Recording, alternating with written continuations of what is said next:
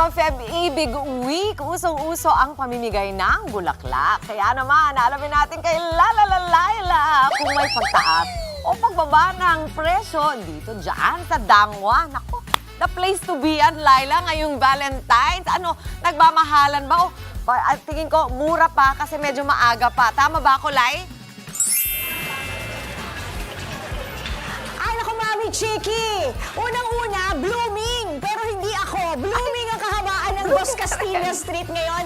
Kasi nga, talaga namang tabi-tabi na yung mga tindahan ng bulaklak dito. Pagdating sa presyuhan, kung mas mura pa ba siya ngayon or mas mamahal pa? Yes, mas mamahal pa. Pero ngayon, medyo may kataasan na rin ang presyo. Pero hindi naman nalalayo doon sa presyo nila last year. Ayan, maglakad tayo. Tingnan tayo ng kalsada. Let's do this sa kahabaan ng Dos Castilla Street. Tingnan nyo, oh. Ang dami na, hindi ba? Punong-puno na talaga ng mga flower stands and flower shops dito sa ating kinatatayuan ngayon. So mag-rundown na tayo, Mami Chiki, ng ating mga presyuhan ng mga arranged flowers. Ayan ha, yung babanggitin natin ay mga bouquet na ito. Ayan, kapag sunflower bouquet ang gusto ninyo, nako 600 pesos po yan. Pagdating naman sa mini bouquet ng sunflower, 350 pesos yan. Ang sunflower arm bouquet o yung may hawakan, ayan, mabibili nyo yan sa halagang 1,200 pesos. Kung gusto nyo naman ng red roses at local lang, pero malalaki na rin naman yung buds nito, magaganda na rin siya, 6 pieces, yan ay 1,500 pesos. Pero kung bet nyo yung imported, yung mga galing ng China, ganyan, yung red roses bouquet natin na imported na 6 pieces ay 1,800 hanggang 2,000 pesos. Okay? So medyo mas makakatipid ka kung dun ka sa local na 1 dozen kasi 1,500 lang yun, no? Hindi ba? Let's go for local kahit paano, hindi ba? Pag gusto nyo naman ng mga mixed flower bouquet, meron dyan sa halagang 1,200 pesos.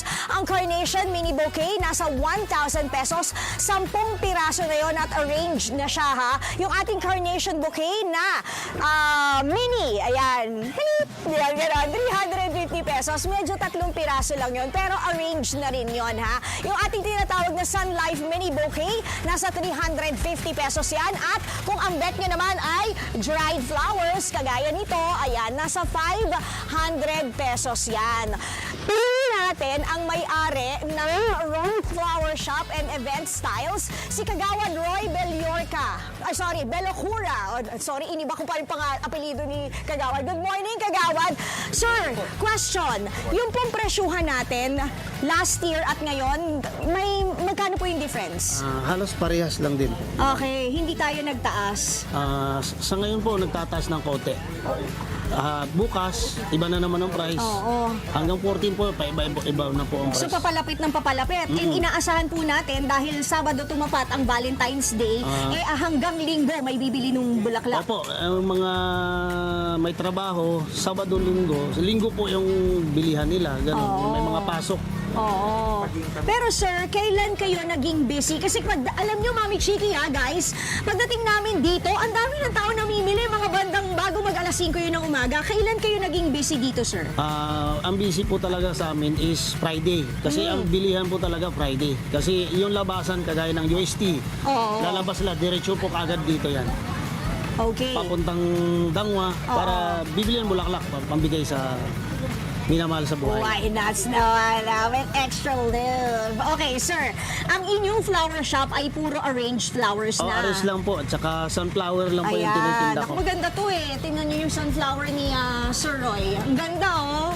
Fresh na fresh from the farm. Opo. May farm si Sir. Oh, taray, di ba? Magkano po yung ganito? Ilang pieces to? Sa ngayon po is 500 po. Bukas, tataas na naman po. Talaga? Pero ang sunflower, sir, ba matagal ang buhay nito? 4 to 5 days po. 4 to 5 days. So, paano natin papatagalin kung gusto natin bumili kunyari ngayon para medyo mas mababa ng konti ang presyo, sir? Kailangan po Ang kukunin nyo is yung kwan pa, yung sarado pa. Upot. Lubot pa. Tapos, kumbaga after 4 days saka na lang siya bubloom.